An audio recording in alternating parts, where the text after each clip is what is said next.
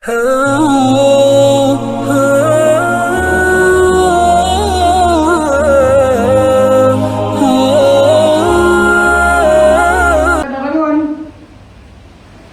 aku nak bangun, macam mana aku nak buat sembahyang tahajud, aku tak diberi taufik. Dia salahkan taufik. Kenapa tak buat sembahyang sunat ni? Macam mana Allah dah takdirkan aku tak boleh buat perkara ni? Dia menyalahkan takdir pula. Dia menyalahkan taufik, dia kata. Padahal taufik tak bersalah, cuma dipersalahkan. Taufik ni dipersalahkan. Sekian taufik. Dia tak buat apa-apa, dia dipersalahkan. Jadi taufik ini, jadi sebab itulah ulama memaknakan taufik. Ulama telah memaknakan taufik. Apa itu makna taufik? Taufik itu tarjihul asbabil khair di usuli matlubil khair. Tarjih iaitu, kalau makna dengan terjemahan kampung dia, sebenarnya kesungguhan ataupun mengutamakan asbabul khair. Apa asbabul khair? Asbabul khair adalah segala perintah Allah. Segala perintah Allah itu asbab kebaikan. Itu dikatakan asbabul khair, iaitu asbab kebaikan, iaitu perintah-perintah sembahyang, solat, puasa, zakat dan sebagainya. Ini asbabul khair. Jadi satu orang untuk melaksanakan satu perintah Allah, dia mesti ada kesungguhan. Satu orang dia ingin anak dia berjaya, dia hantar anak dia sekolah. Padahal dia nak ambil periksa tahun 6 saja. Ambil periksa pun periksa bersalin PSA saja. Tapi apa yang dia buat? Dia telah usahakan anak dia tu daripada pagi sampai ke petang dia sekolah. Balik rumah diberi pula lagi kelas tuition, untuk mendapatkan keputusan yang cemerlang. Jadi untuk dunia orang faham, untuk dapatkan sesuatu dia kena ada kesungguhan. Lagi-lagi kan akhirat ni kita kena sungguh. Sebab satu kali Nabi SAW kejut kepada Sayyidina Ali karamallahu wajhah, menantu Nabi SAW. Maka Nabi kejut, wahai Ali, bangun. Nabi kejut pada tahajud. Bangun. Tengok tak bangun. Maka besok Nabi kata, kenapa kau tak dapat bangun? Dia kata, bagaimana aku nak bangun? Allah tak bagi aku taufik. Terus merah pada muka Nabi SAW. Boleh kamu jawab sebegini? Itu bab taufik. Bab taufik ini mesti ada kesungguhan. Sama juga dalam majlis ilmu. Kenapa kamu tak datang? Macam mana kami nak datang? Allah tak pilih kami. Allah tak bagi kami taufik untuk kami datang. Padahal nak datang ni bukan sebab apa-apa pun. Yang penting ada kesungguhan. Ada kesungguhan, Allah pilih. Ini dia kita syukur pada Allah. Salah satunya doa yang didengar oleh Allah SWT, iaitu di waktu malam 1/3 akhir malam. 3 perkara yang Allah Ta'ala beri kita hari-hari. Allah Ta'ala kata, siapakah yang doa kepada aku, pasti aku akan kabulkan. Siapa yang meminta kepada aku, nescaya aku akan sempurnakan. Siapa yang memohon ampun kepada aku, nescaya aku akan ampunkan. Tapi pilihan Allah. Pilihan orang kata, wah itu susah lah, tempat tahajud susah nak bangun. Tapi ada satu lagi solat, satu lagi tempat yang mana semua manusia dapat, semua orang beriman boleh dapat. Iaitu ketika bila kullu duburi as-salawatil maktubah, iaitu setiap daripada duburi solat. Dubur kat sini pun sama juga. Dubur ni juga ulama telah berpandangan, berbeza pendapat tentang kalimat dubur. Dubur tu banyak makna. Dia banyak makna. Satu perkataan yang banyak makna. Contohnya mata. Mata biasa ainun kan? Ainun mata. Ainun tu dalam kamus dia ada 200 makna. Ainun tu lah mata, ainun lah jiwa, ainun lah lutut, ainun lah air mata air. Dia mengikut pada bentuk ayat. Kalau ayat tu menceritakan jiwa-jiwa lah, ayat tu menceritakan lutut-lutut lah. Di sini ulama berbeza pendapat tentang perkataan dubur ni di mana. Kan? Sebab tu satu pendapat daripada Imam Ahmad Hanbal, rahmatullahi alaihi, mengatakan bahawa dimaknakan dengan duburi solat tu, dubur itu dimaknakan iaitu selepas doa, selepas membaca tahiyat. Doa selepas membaca tahiyat ni, tengok di dalam hadis, dalam bab tasyahud. Dalam bab tasyahud, selepas tasyahud ada doa. Di situlah Imam Ahmad Hanbal mengatakan doa yang diterima oleh Allah SWT iaitu selepas tahiyat. Lepas tahiyat, maka itu satu tempat yang mustajab doa. Adapun Imam Syafi'i rahmatullahi, Imam Malik rahmatullahi, Imam Abu Hanifah, mazhab Hanafi mengatakan duburi solat itu adalah selepas daripada sembahyang. Dia dimasukkan dalam bab zikir ba'da solat, dimasukkan dalam bab zikir selepas sembahyang.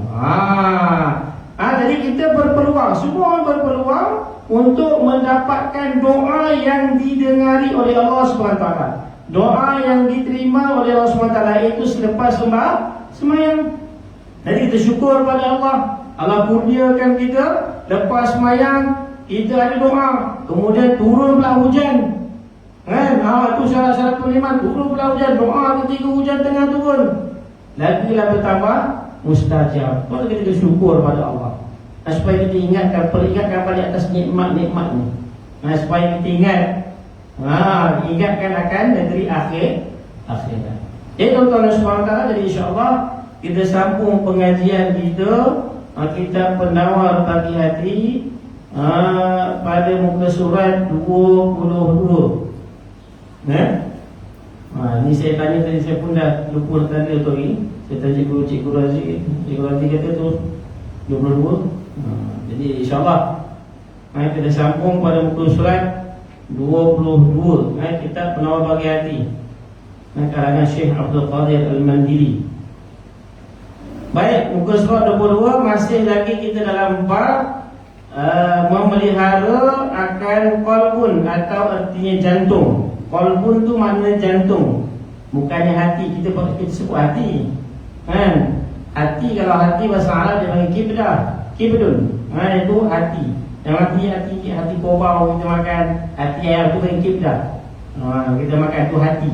Tapi yang dimaksudkan qalbun ini adalah jantung. Baik, nombor 2, yang keempat. Apa dia yang keempat?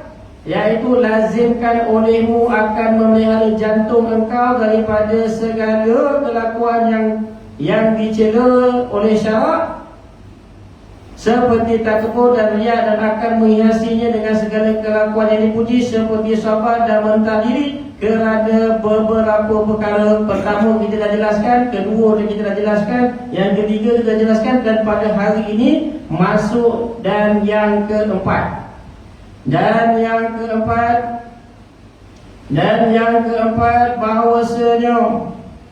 bahawasanya jantung itu tempat taruh bagi segala sifat-sifat kepujian. Kenapa kita nak pelihara jantung kita? Kenapa kita nak pelihara qalbun kita?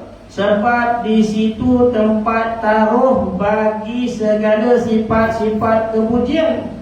Mana sifat-sifat kepujian itu? Iaitu seperti iman. Sebab dalam qalbun kita perlu iman. Iman tu apa dia? Tasdiqun bil qalbi, iaitu membenarkan dengan hati. Sebab satu kemuliaan, sebab sifat kepujian itu adalah iman tu. Sebab kita dimuliakan Allah Subhanahu wa taala pun dengan sebab iman. Walillahil izzatu walirrasulihi walilmu'minin. Dan kemuliaan itu bagi Allah, bagi Rasul, dan bagi orang-orang yang beriman. Jelas, sebab beriman tu lah satu sifat kepujian yang Allah Subhanahu wa taala kurniakan kepada orang yang beriman. Sebab tu kena pelihara hati kita, jantung kita, qalbun kita. Itu yang kita kena jaga. Sebab apa? Sebab taruh bagi bagi segala sifat-sifat kemudian seperti iman. Dan ma'rifah. Ma'rifah ni apa? Pengenalan. Sebab itulah kita kenal sesuatu sebenarnya. Hari ni kita kenal color, kenal angin, kenal kipas, kenal rasa sejuk, panas. Sebenarnya hari ni kita sangkakan otak kita, tidak. Sebenarnya qalbun kita. Sebab tu kalau tanyakan Syekh, ramai yang tanyakan Syekh, di manakah akal kamu? Dia tak tulis ni, akal di sini. Qalbun. Dengan sebab dia lah hari ini kita mengenal sesuatu. Dengan sebab dia lah pada hari ini kita kenal sahabat kita. Kita kenal Nikmat, ni Din, ni Nur, ni Jamal, ni Jamil. Kita semua kenal dia. Dengan sebab perantaraan ma'rifah tadi, qalbun kita. Ala hubur ma'rifah dalam qalbun kita. Dengan sebab perantaraan jantung kita lah pada hari ini kita kenal sahabat-sahabat kita. Dan kita kenal mana yang baik dan mana yang buruk. Mana yang baik dan mana yang buruk kita kenal berdasarkan daripada qalbun kita. Allah Ta'ala kurniakan kepada kita ma'rifah. Sebab tu dalam jantung kita, sebab tu kita nak pelihara. Sebab apa? Sebab sifat kepujian seperti ma'rifah, iaitu mengenal. Lebih-lebih lagi mengenal Allah. Lebih-lebih lagi mengenal Allah. Awal ni ma'rifatullah. Mula-mula agama mengenal Allah. Sebab tu penting untuk kenal Allah. Sebab benda yang mulia kita kena pelihara. Kita tak boleh biarkan dia. Kemudian tawakul. Tawakul kita kena jaga. Tawakul ni penyerahan, atau orang Melayu panggil tawakal. Kalau disebut bahasa Arab tawakul lah, tapi bahasa orang kita panggil tawakal.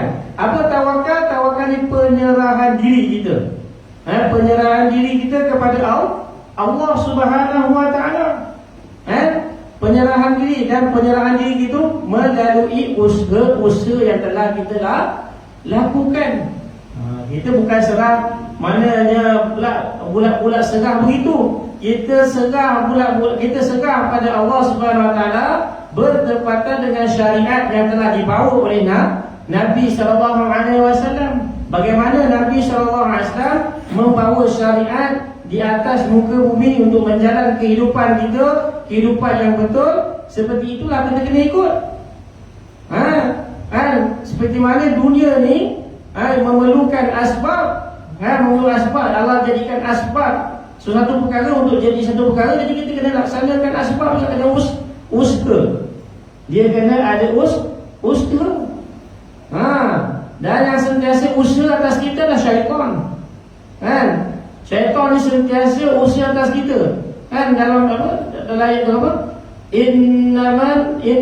Innaman najwa minasyaitan liyahzul alladhina amanu wa laysa bidarrihim syai'an illa biiznillah wa 'ala Allahi falyatawakkalul mu'minin. Sesungguhnya perbuatan bisik-bisik kejahatan tu hasutan syaitan tu. Semua perbuatan berbisik dengan kejahatan itu adalah dari hasutan syaitan. Untuk menjadikan orang-orang yang beriman, iaitu orang yang berduka cita, sedangkan bisikan itu tidak dapat sedikit pun membahayakan mereka sedikit pun, melainkan dengan izin Allah Subhanahu wa ta'ala. Dan kepada Allah jugalah setiap hamba berserah. Mana yang kena ada usaha. Mereka ni ada usaha. Syaitan tak boleh bahayakan kita. Jadi kita ada langkah. Kita kena ada langkah untuk menyelamatkan diri daripada syaitan. Sebab apa? Syaitan ni musuh kita yang nyata. Seperti mana hari ini kita mengelakkan sesuatu perkara yang menyakiti kita, seperti itu juga kita mengelakkan daripada bisikan-bisikan syaitan. Dia perlu ada usaha. Macam kita bawa motor, bawa kereta, depan ada lubang, depan ada pendul. Macam mana keadaan kita? Kita langgar je ke? Tidak. Kita akan usaha untuk elak perkara tersebut, elak lubang tersebut, elak pendul. Langgar pendul tak ada laju. Kita tekan brake slow-slow, sampai kita boleh naik dengan baik. Kita akan ada usaha. Selepas tu kita selesaikan urusan. Lepas tu kita tahu apa terjadi selepas kita langgar pendul, kita tak tahu. Itu kita serah. Kita tawakal kepada Allah SWT. Kita dah usaha dah untuk mengelak lubang. Tapi kalau dah berlaku juga, langgar juga lubang, itu bukan kerja kita lagi dah. Itu adalah kerja Allah biiznillah, semuanya dengan izin Allah Subhanahu Wa Taala. Tapi langkah kita kena usaha. Sama juga dengan satu orang yang asalnya jahil, mesti dia kena usaha atas ilmu dia. Dia tak boleh duduk senang hati dengan keadaan dia berpuas hati dengan diri dia. Oh, aku dah cukup dah, tak payah usaha lah. Aku berpadalah pada apa yang ada. Tak boleh. Dia kena usaha juga. Besok dia akan ditanyakan tentang nikmat-nikmat yang telah digunakan. Kemudian kerana apa kita nak jaga jantung kita? Sebab tu dalam sebab apa dalam tempat tu taruh bagi sifat kemudian, iaitu reda dan reda. Reda ni apa? Iaitu satu perkara yang menyebabkan perkara itu kita suka dan Allah suka. Dua-dua reda. Reda ni menyukakan Allah Subhanahu Wa Taala. Sesuatu perkara yang menyukakan Allah ni yang nama reda. Reda ni dalam arti bila kita ada berserah pada Allah, barulah datang reda. Kita serah lah, memang kita puas hati. Selalu kita tak ada usaha. Habis kita tak ada usaha tu yang kita selalu bertentangan sebab kita tak usaha. Sebab makam kita jauh lagi, kita main berserah itu je. Tapi bila datang musibah kita mengeluh. Kita menyalahkan ni, menyalahkan tu, menyalahkan ni. Engkau Allah tak bawa begini. Padahal Allah Ta'ala dah bagi dia akal untuk dia buat satu, untuk dia usaha, tapi dia tak nak usaha. Dia biarkan.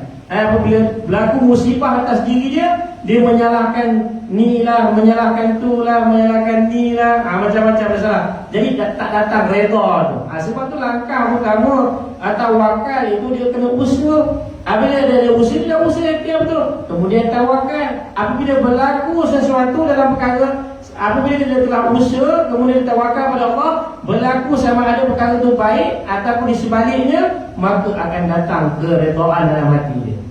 Dia akan reda segala ketentuan Allah kepada dia, dan Allah Ta'ala akan meredai dia. Ini dia kita nak usahakan, bukan senang. Cakap boleh lah, saya cakap boleh lah. Nak dapatkan perkara nak reda di atas ketentuan kita bukan senang, tuan-tuan. Hari ini kita boleh cerita lah. Nak reda tu atas sesuatu perkara susah. Hari ini berlaku kalau accident kita punya kenderaan pun, kita dah macam-macam lah. Aku dah break tadi, aku dah bagi sinyal, kenapa kau tak boleh? Dia akan datang perkara tu. Dia akan datang ni lah, gitu lah, gini lah. Sampai perkara tu membawa-bawa. Sampai lebih teruk lagi, membawa-bawa sampailah lama-lama berpanjangan, tenggelam kita dalam kegelapan. Sebab apa? Itu dia kunci utama dia. Tidak ada tawakul, tidak ada tawakal kepada Allah. Apabila tak ada tawakal pada Allah, kurang yang tawakal pada Allah, ada satu perkara berlaku dalam hati kita bermasalah, dalam kita nak meredai atas perkara yang berlaku. Kalau benda yang sesuai dengan nafsu kita, senang lah.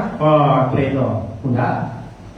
Tapi perkara yang sebaliknya, bukan perkara mudah. Tu saya kata, perkara ni boleh dicerita ujian belum datang lagi. Kalau ujian dah datang, Allahu Akbar. Moga Allah beri kejayaan kepada saya dan tuan-tuan semua, insya-Allah. Dan kemudian dalam hati, dalam jantung itu juga tempat taruh bagi pengetahuan. Dalam jantung kita juga, qalbun itu juga diletakkan tentang pengetahuan. Dalam hatinya tentang pengetahuan alim. Pengetahuan macam mana sesuatu berlaku tu, apa yang kita nak buat. Kan? Sebab tu ulama Imam Malik bin Anas radhiyallahu anhu mengatakan laisa ilmun bikasrati riwayatin wa innama huwa nur. Kan? Malik bin Anas mengatakan bahawa sesungguhnya ilmu itu bukanlah dengan perbanyakkan pandainya seorang bercakap. Bukannya pasal dia pandai bercakap, hebat dia bercakap, hebat dia ujar. Tidak. Tapi sesungguhnya ilmu itu adalah nur, cahaya yang diletak oleh Allah Subhanahu Wa Taala. Ni ilmu. Ilmu ni cahaya. Apabila berlaku satu perkara kat kita dapat menerimanya. Ini ilmu. Kadang-kadang kita tak boleh terima satu hakikat. Jadi benda tu bertentangan dengan kita. Jadi ini permasalahan. Apabila bertentangan kita, apa yang akan jadi? Kita akan jadi marah dan sebagainya, tak sesuai dengan kita. Kita tak boleh nak berlapang dada. Sebab apa? Sebab pengetahuan tadi, nur tak ada. Cari ilmu tu, amalkan ilmu tak dapat lagi. Ilmu tu tahu, tapi nak amalkan dia tak dapat lagi. Faham tak ada. Tahu tu ada, faham tu tak ada. Sebab tu penting, tahu dengan faham ni lain. Tahu dia tahu lah perkara ni. Dia tahu semayang. Cuba tanya orang yang tak semayang. Tanya dia semayang ni wajib. Tapi kenapa tak semayang? Sebab dia tak faham.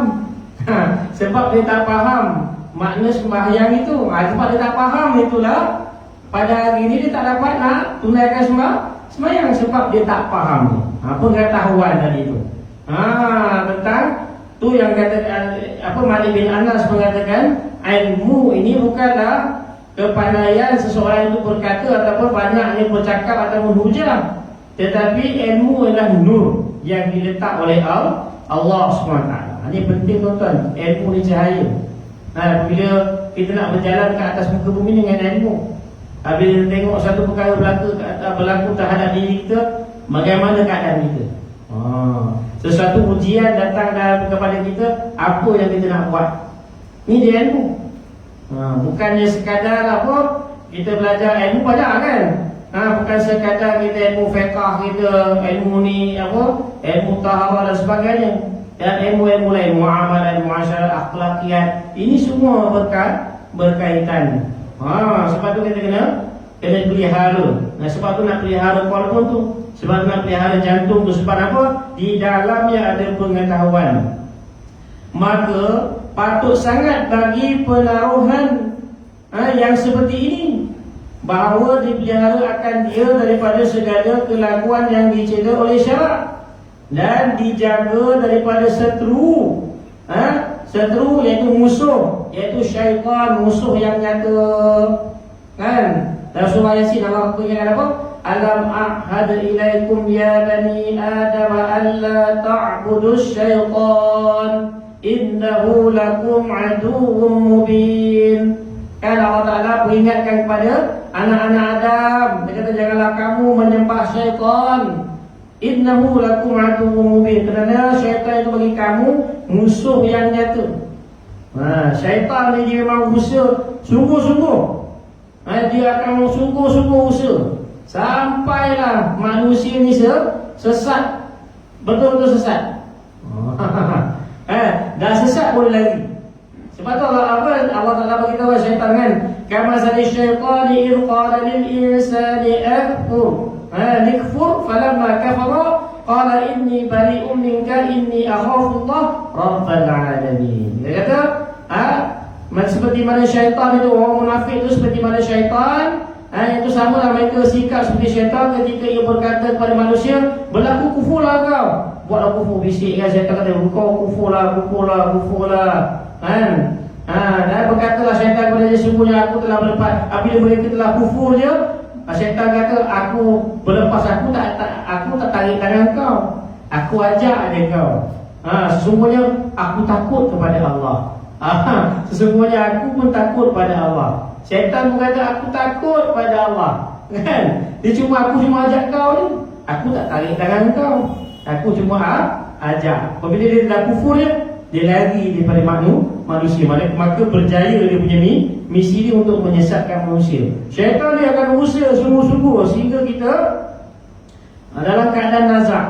Dia akan menyerupai orang yang kita kasihi. Siapa orang yang kita kasihi, dia akan menyerupainya. Supaya kita di akhir kalam kita keluarnya kalam kufur. Dia kalau orang yang tak semayang lagi, dia tak puas hati lagi. Dia masih lagi kalau tanya semayang wajib. Kalau orang masih jawab wajib, dia tak nak lagi cakap ini masih lagi ni. Dia nak sesatkan, biar betul-betul sesat. Ini misi syaitan. Dia nak supaya anak Adam ni semuanya sesat. Sedikit pun tak nak dapat hidayat. Sebab apa? Rahmat Allah tu luas. Kalau dia tak bersemayang pun, kalau Allah nak ampunkan, disebab dia dengan nilai iman yang ada dalam diri dia tadi, Kan Allah Ta'ala boleh masuk dalam syurga. Itu syaitan tak nak tu. Syaitan dia akan berusaha sungguh-sungguh sampailah dia akhir kalam dia tak dapat ucap kalimah Allah. Sampailah keluar daripada mulut dia, keluar daripada hatinya kalimah-kalimah kufur. Ini misi syaitan. Ini yang kita nak kena faham. Musuh kita bukanlah kawan-kawan kita. Musuh kita adalah syaitan. Musuh kita nyata adalah syaitan. Kadang-kadang kita benci pada saudara kita, kadang-kadang dengan sifat dia tu. Bukan sebab diri dia tu. Kita sebab sifat dia tu seperti mana sifat syaitan. Nanti kita benci pada dia. Sifat suka mengendahkan dan sebagainya. Sebab syaitan mengajakkan supaya bertelaga, supaya kita keluar daripada garisan yang telah ditetapkan oleh Allah Subhanahu Wa Taala. Itu dia. Dan yang kelima, kenapa nak pelihara kita punya jantung? Kenapa nak pelihara kita punya jantung ni? Sebab apa yang kelima? Bahawa jantung itu tempat ilham daripada malaikat. Jantung ni tempat ilham bagi malaikat-malaikat nak letakkan kebaikan-kebaikan datang ke sini. Nak buat sedekah kau. Ada akan bincang kita, kau buatlah sedekah. Kan? Kau buatlah kebajikan. Malam ni kau bangun tahajud sekian. Kau tanam azam dulu. Ni semua. Ni ilham. Kan? Macam-macam ilham bagi. Macam mana nak buat kebajikan. Nak mendamaikan orang. Ini juga ilham yang diberi oleh malaikat. Ilham daripada malaikat itu kebajikan. Macam dia umpamakan jantung kita seumpama sungai ataupun tasik yang mempunyai banyak hasil. Tak tahu lah macam-macam hasil. Kat sungai kan macam hasil. Ikan ada, udang ada, kan? Atau laut ada besar lagi, kan? Mana setiap hasil dia orang akan tebar je. Mana pergi je, orang kalau orang nak tangkap ikan dia akan tebar jaga dia. Tebar kalau pancing, dia balik pancing kata. Dia menyangkakan bahawa dia nak dapatkan sesuatu benda yang baik kat dalam tasik tersebut. Kalau dia tebar dapat ikan lah. Kalau dapat udang lah. Satu benda yang baik. Begitu juga dalam hati kita ni satu benda yang baik. Dia ada satu benda yang baik. Ni tempat ilham. Itu yang kita kena jaga hati kita. Dan tempat was-was bagi syaitan. Dan juga tempat was-was. Tu kadang-kadang jala dapat kayu. Jala dapat mata kail orang. Koyak jala kita. Itu yang kita nak jaga juga. Sebab dia juga tempat was-was. Min syarril waswasil khannas. Sebab tu kita pun minta berlindung daripada Allah SWT daripada syaitan waswas minal jinnati wan nas, iaitu syaitan daripada jin dan juga daripada manusia. Ini kita minta berlindung. Sebab tu sunat juga kita sebelum sembahyang kita baca surah An-Nas, supaya pun nak menghilangkan was-was dalam diri kita. Kemudian dan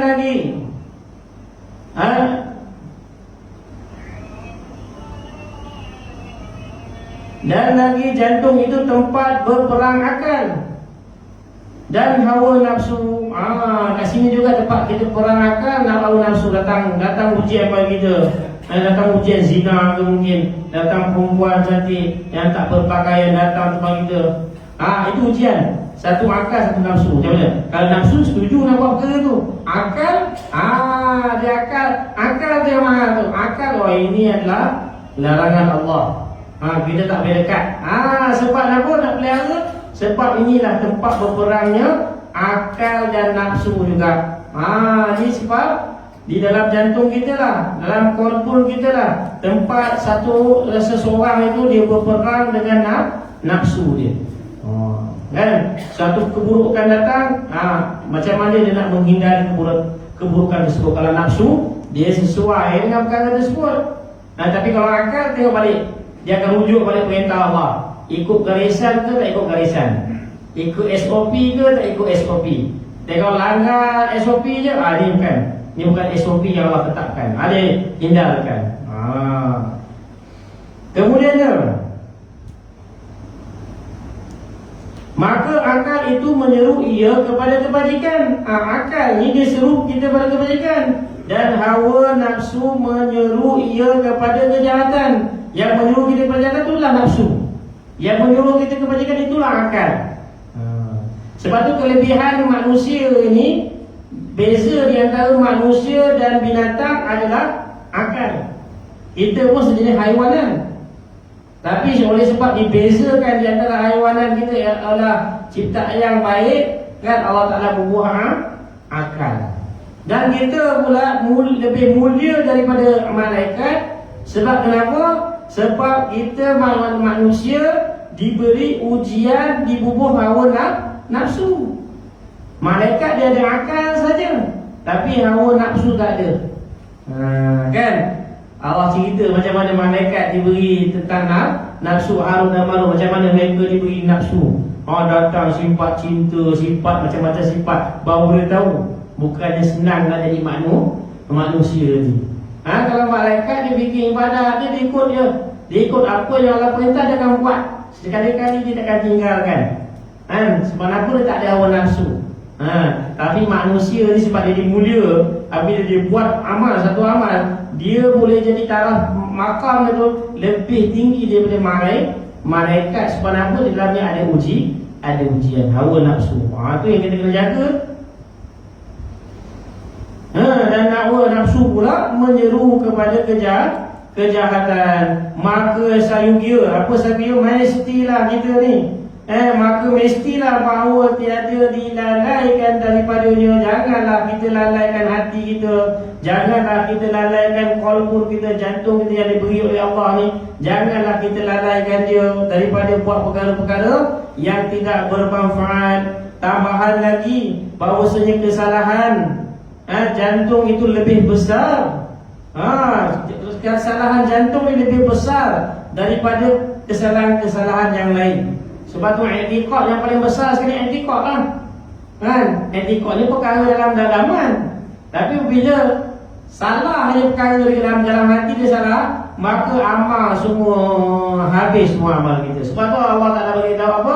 Innallaha la yanzuru ila suwarikum wa amwalikum walakinallaha yanzuru ila qulubikum. Sesungguhnya Allah Ta'ala tidak melihat kepada rupa paras kamu dan harta kamu, tetapi Allah Ta'ala melihat kepada hati-hati kamu. Sebab tu akhirnya hati kita, jantung kita ni, kita kena pelihara.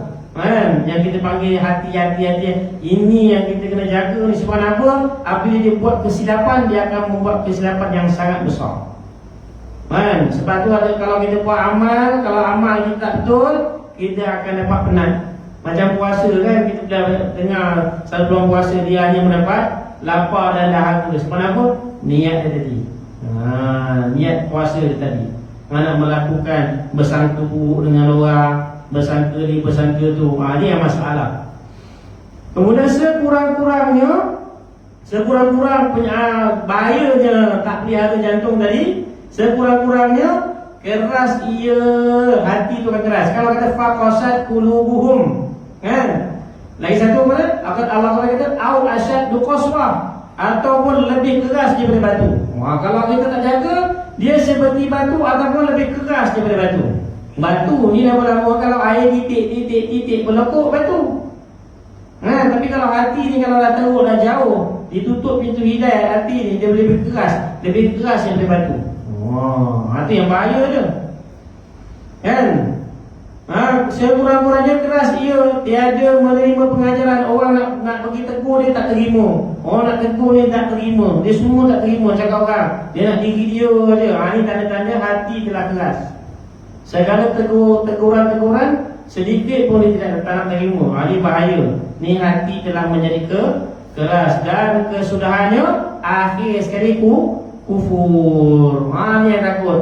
Akhir sekali kufur. Keluarkan percakapan yang kufur. Yang tak sepatutnya cakap, dia cakap. Kemudian apa lagi dia kata?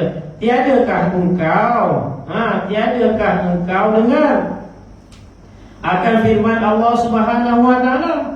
Aba wastakbara wa kana minal kafirin.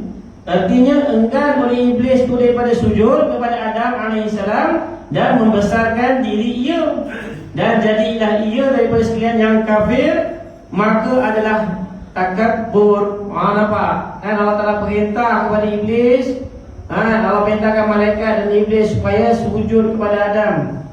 Illa iblis, melainkan iblis tidak nak sujud. Sebab kenapa? Aba. Sebab kenapa dia enggak? Wastakbara wa kana minal kafirin. Sebab dia ada besar diri. Dia rasa diri dia lebih baik daripada orang. Kan? Sebab tu Allah tanya kepada wahai syaitan, iblis, kenapa engkau tak boleh sujud? Khalaqatani min nar wa khalaqatahu min tin. Dia jawab, aku dijadikan daripada api, dia dijadikan daripada tanah. Apa standard? Api nak sujud tanah. Dia rasa diri dia lebih baik daripada orang lain. Ni siapa ada yang rasa dalam diri dia rasa lebih baik daripada orang lain, dia telah memiliki sedikit daripada sifat iblis. Iblis sifat banyak. Jadi mendapat sedikit daripada tepias sifat iblis. Sifat hamba ni dia tawaduk, merendah diri. Itu kita nak kena jaga. Kemudian sikit lagi. Maka adalah takabur itu di dalam jantungnya, maka menyebabkan ia akan tertegah daripada sujud dan akan kufur dengan Tuhannya. Wal'iyuzubillah. Minta kita dilindungi oleh Allah Subhanahu wa taala daripada perkara ni. Nak pilih hati keras, kita ditegur pun tak mau, buat ni pun tak mau, tak nak. Akhir sekali keluar kalimah-kalimah kufur, i'tiqad kita pula lari, hilang keyakinan kita kepada Allah. Mulalah kita mengandai-andaikan kehidupan ni. Kan Allah Taala beri lagi. Beri kesusahan lagi. Orang yang macam dia Allah Taala susahkan lagi. Susah lagi orang yang dia ambil selain daripada Allah SWT sebagai penolong dia. Seperti mana satu orang, seumpama satu orang yang mengambil pelindungan yang seperti mana, pertolongan itu seperti mana Allah gambarkan, seperti mana sarang laba-laba. Macam mana sarang laba-laba ni? Ditiup dengan air melayang, dilangkah senang koyak. Orang yang mengambil pertolongan selain daripada Allah SWT, kehidupan dia takkan tenang, kehidupan dia takkan selesai. Dia akan kecewa. Dia akan gagal. Kalau dia ambil pertolongan, dia minta, dia jadikan selain daripada Allah sebagai penolong dia, maka dia akan gagal. Bukan gagal sekejap, tapi gagal selama-lamanya. Dan ketahui olehmu bahawa segala kelakuan yang dicela itu banyak. Wallahu a'lam bishawab.